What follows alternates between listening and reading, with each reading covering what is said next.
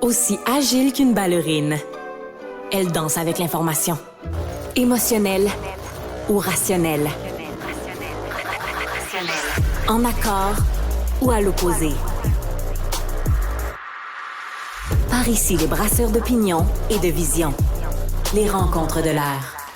Le film Testament de Denis Arcand, qui a fait friser les cheveux des woke au Québec, a pris l'affiche en France. Pour savoir comment il est accueilli à Paris, personne de mieux que Christian Rioux, qui est correspondant à Paris pour le quotidien Le Devoir. Christian, bonjour.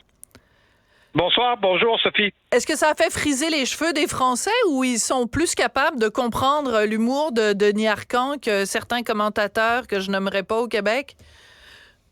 Ça a fait friser les cheveux d'un certain nombre je dirais, de gauchistes ou de woke, évidemment, mais c'est l'impression que j'ai. J'ai l'impression quand même que Denis Arcand, évidemment, a été acclamé par ce qu'on pourrait appeler la droite aujourd'hui, mais aussi par une certaine gauche. Donc c'est ça que je pense. Je pense qu'il fait plus consensus. Il est plus acclamé en France que peut-être au Québec. En tout cas, personne n'a été jusqu'à dire que c'était un alignement de sketch boursouflé du bye-bye. Hein? Parce qu'il y a quelqu'un qui a dit ça. Il y a quelqu'un qui a dit ça au Québec. Qui a dit ça au Québec. Marc Cassivi a dit ça au Québec. pour ne nommer personne. Mais il y a une chroniqueuse de Radio-Canada qui a dit que c'était un film dangereux. Donc, dangereux par un alignement de sketch du bye-bye. C'est ça. Dangereux. Ouais. Pourquoi pas? Ben oui. D'accord. Écoutez, pas des rétro-satanas. Voilà. Le film est sorti le 22 novembre, donc ça fait une dizaine de jours. Mais Arcand est connu ici, depuis le déclin, Jésus de Montréal, etc., nommez-les les invasions barbares. Tout le monde a suivi Arcand et il a donné d'ailleurs des entrevues dans le Figaro, au Point, la revue Première et France Culture. Il a donné des entrevues à France Culture, vous voyez. Donc,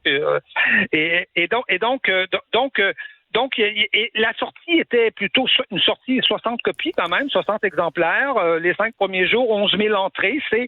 Il était 8e dans les 15 films qui sortaient cette semaine-là. Ce qui est correct, ce qui est bon. J'ai l'impression que c'est un film qui va faire son chemin sur le temps long, vous voyez. Donc, c'est un film qu'on va découvrir tranquillement et qui va peut-être rester ici des semaines. Parce qu'à Paris, évidemment, c'est pas le même marché qu'à Montréal. On peut rester à Paris pendant des semaines et finalement finir au bout de 6 mois, avoir fait énormément d'entrées.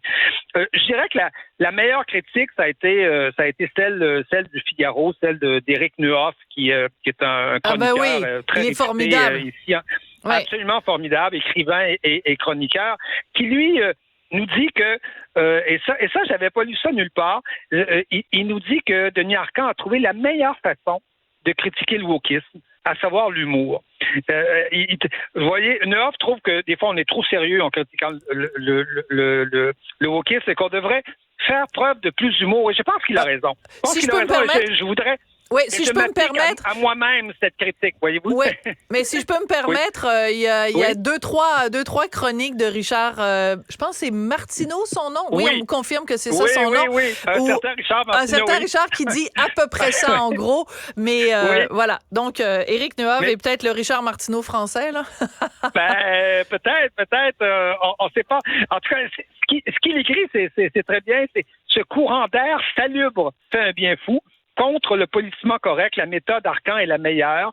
Cela se passe au Québec, c'est-à-dire partout. On attend l'équivalent chez nous. Il n'est pas interdit de rêver. Donc, il attend un Denis Arcand québécois. Même à France Info, on a... Un Denis Arcand français, oui. Oui, absolument, français. Et même à France Info, on a apprécié le film. En France Info, en général, ça pêche pas du côté de la droite en général, ou de la critique du wokisme. On parle de son petit dernier qui donne la pêche, bien au-delà d'un feel-good movie. Les neurones en éveil, Denis Arcand est comme un réveil matin, jamais chagrin, nostalgique et swing, toujours d'entrain. Voyez-vous, c'est quelqu'un qui donne, vraiment qui donne de l'énergie, qui donne la pêche. Et il est allé, il a séduit Télérama.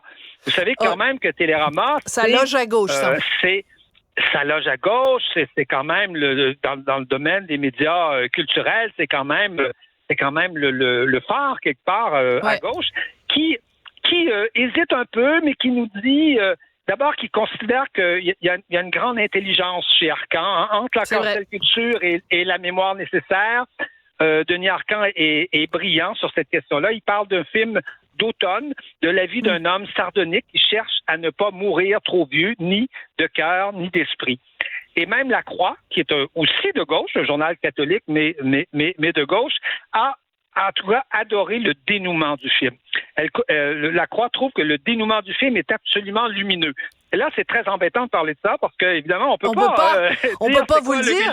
Ben oui, le divulgateur. Mais disons que alors que le film est assez sombre et pessimiste et se dirige vers la mort, le film, à la fin, se dirige vers la vie et vers l'avenir. Il y a un espoir pour l'avenir. Disons qu'on peut dire ça comme ça.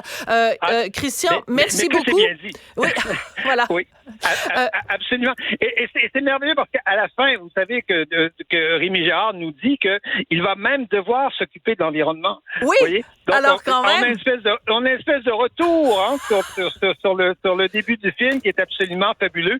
Évidemment, le monde a détesté. Évidemment, l'Obs a détesté avec des critiques assez semblables à celles qu'on a entendues et qu'on a pu lire chez nous. Oui, alors des fois, on a l'impression que les critiques sont écrites même avant que le film sorte, juste quand on sait quel est le sujet du film et qui l'a fait. Des fois, ça s'écrit vite sur le coin d'une table à l'avance. Merci beaucoup, Christian Rioux. Bonne fin de semaine. Merci infiniment, Sophie. À bientôt. Au revoir.